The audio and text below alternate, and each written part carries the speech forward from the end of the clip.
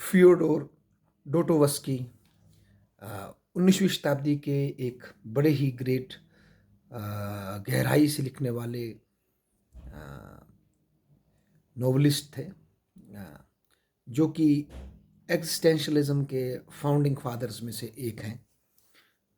उनकी जो अ, लेखन की शैली है वो उनके अपने जीवन के प्रभाव से, उनके अपने जीवन की कहानी से बहुत गहराई से जुड़ी है।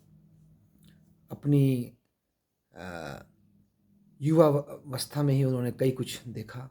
छोटे में उनकी माता चली गई, फिर वो बिना माता के बड़े हुए और बाद में उनको एक ऐसे विद्यालय में डाल दिया गया, इंजीनियरिंग विद्यालय में, मिलिट्री के इंजीनियरिंग विद्यालय में, जिसमें डोस्टोयेव्स्की जी का रुचि नहीं थी।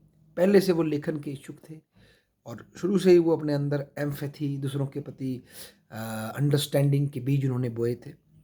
तो 1880 जैसे 50 के और 40 के दशक में रशिया में क्रांति की सुगबुगाहट हल्की-हल्की, जो यूरोप से जो ये यूटिलिटेरियनिज़्म, रैशनलिज़्म, इस तरह की जो और सोशलिज़्म की जो एक फीलिंग जो आ रही थी यूरोपियन थिंकिंग से, वो रशिया के सॉइल में पहुंच रही थी।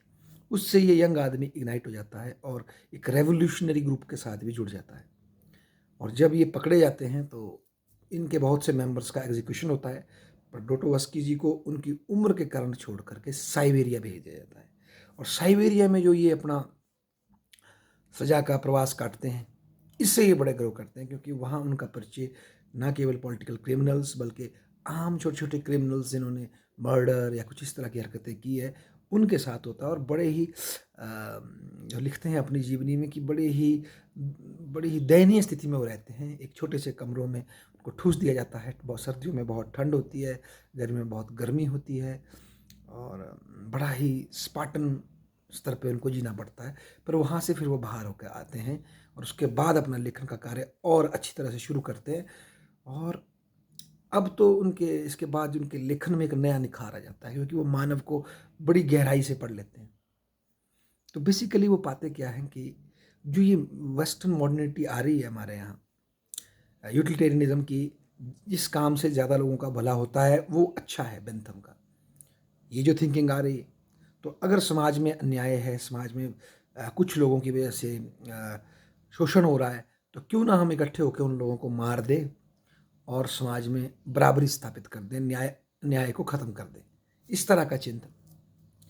रैशनलिज्म, कोई गॉड नहीं है। जब गॉड नहीं है तो कौन सोचेगा? तो मानव सोचेगा गॉड की जगह अपने भलाई के लिए। और अब जब एक बार वो बोलते हैं अगर गॉड नहीं होगा, तो आम आदमी जब गलतियां करता है तो अपने आप को गॉड के सामने वो रिग्रेट कर लेता है, रो लेता है, अपनी गलतियां स्वीकार कर लेता है और उसके बाद थोड़ा सुधरने की कोशिश करता है, थोड़ा अपनी शक्ति, अपने कार्यों पर लिमिट लगाता है, दूसरों की समस्याओं को देखते हुए, दूसरों के एंगल को देखते हुए। पर रैशनलिज्म में आदमी जब खुद को गॉड समझ लेता है, अपने तर्क को सब समझ लेता है, तो उसके ऊपर कोई रिस्ट्रेंट नहीं रहता और फिर वो अपने तर्क से जो भी करता है उसको तर्क के अनुसार जस्टिफाई करने की कोशिश करता है। इसमें जो रशियन रेवोल्यूशन में डोस्टोयेव्स्की के काफ़ी सालों बाद जो लेनिन जो जो जो रेवोल्यूशन किया, उसके बाद जो वायलेंस हुई, जो बराबरी के नाम पर उन्होंने मर्डर्स किए और किसानों को बर्बाद किया, यूक्रेन के किसानों को और लोगों का मर्डर किया, सिर्फ इसलिए कि हम एक दिन समाज में समानता लाएंगे, समानता ला रहे हैं, उसके क्लूज हमें उनकी राइटिंग में पहले ही दिख जाते हैं। ये जो मॉडर्निटी जो वेस्ट से आ रही है रशिया में, ये रिलीजन को रोक देगी और बर्बाद कर देगी हमें। और डोस्टोयेव्स्की अपने ट्रेडिशनल रशिया के जो ऑर्थोडॉक्स क्रिश्चियनिटी को सुपीरियर मानते हैं कैथोलिसिज्म से। उनका मानना है जो कैथोलिक क्रिश्चियनिटी से भी, कैथोलिक क्रिश्चियनिटी से भी और वेस्टर्न मॉडर्निटी से भी, उनका ये मानना है कि जो कैथोलिक जो आंदोलन जो था, कैथोलिक जो रिलीजन है इसका, क्रिश्चियनिटी का, बेसिकली वो रोमन की देन है।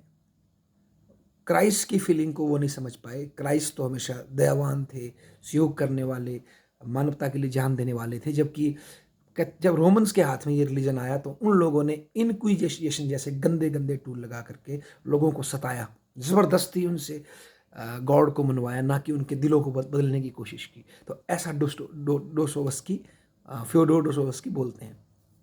मज़े की बात है, उन्होंने एक ऐसी पोएम लिखी, मुझे नाम उसका डीमन्स या इस तरह के नाम उसका है, जो कि लेनिन के पैदा होने के 2 साल बाद लिखी गई।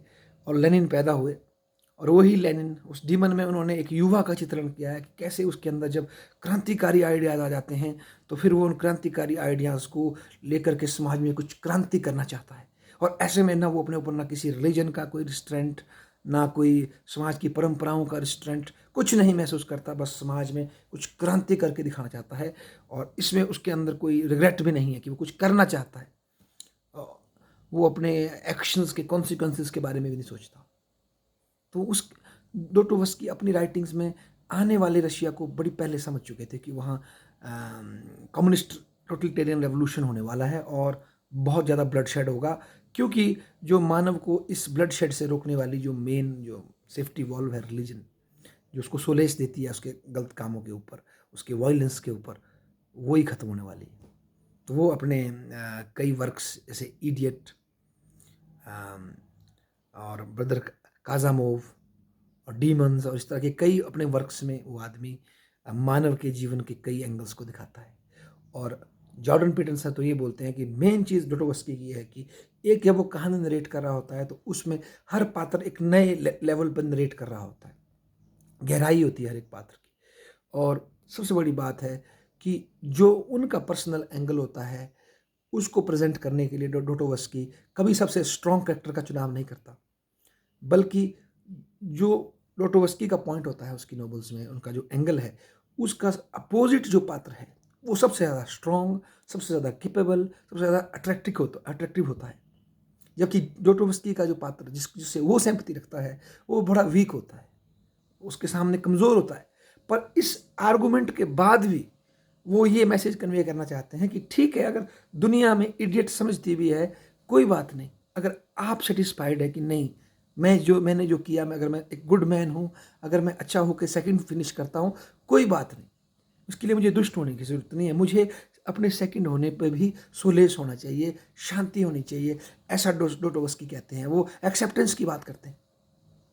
और मजे की नहीं, अन्यथा क्या होता है, जिस पात्र को कोई राइटर उभारना चाहता है, जो उसका मेन मैसेज होता है, उसको स्ट्रॉन्ग करके प्रेजेंट किया जाता है।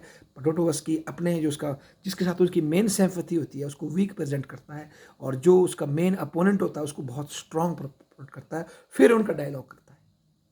ये उनकी बड़ी यूनिक बात है। और साइकोलॉजिकली मानव के हर एंगल को समझने का डोस्टोयेव्स्की प्रयास करता है। और उनकी इस लेखन शैली की वजह से मानव के जीवन के प्रति जो एक गहरी अंडरस्टैंडिंग है, उसके प्रति जो श्रद्धा है, जो कि रैशनैलिटी से भी आगे है। रैशनैलिटी हर चीज़ का सोल्यूशन नहीं है, मॉडर्निटी हर चीज़ का सोल्यूशन। तो इस तरह से पोस्ट मॉडर्निस्ट भी वो हैं, क्योंकि वो मॉडर्निटी को, यूटिलिटेरियनिज्म को, इन मॉडर्न आइडियोलॉजीज़ को हर चीज़ का सोल्यूशन नहीं मानते। वो जीवन को, जो उस टाइम का जो डोमिनेंट ट्रेंड था, जब कार्ल मार्क्स साइंटिफिक रेवोल्यूशन की बात कर रहा था, या कई और लोग, कि हमारे पास एक ऐसा विज्ञान है, हम हर एक चीज़ का सोल्यूशन दे सकते हैं, उसके प्रति उनके मन में एक संशय है। तो ऐसे थे हमारे फ्योडोर डोस्टोयेव्स्की, जितना मुझे पता लगा। धन्यवाद।